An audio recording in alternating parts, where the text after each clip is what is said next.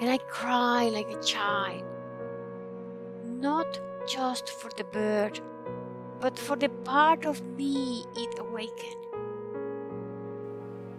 Because once I was that child, around 5 years old, lonely, hungry, invisible, making friends with a bird tied to a string, just so someone would leave me.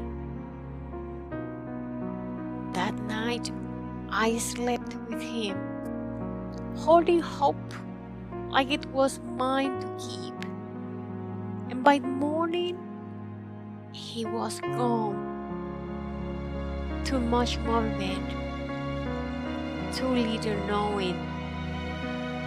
And again, I cried, the kind of cry that makes the air pause, makes silence near. Isn't that how it goes? We love something, we hold it too close, and then we blame ourselves for the break.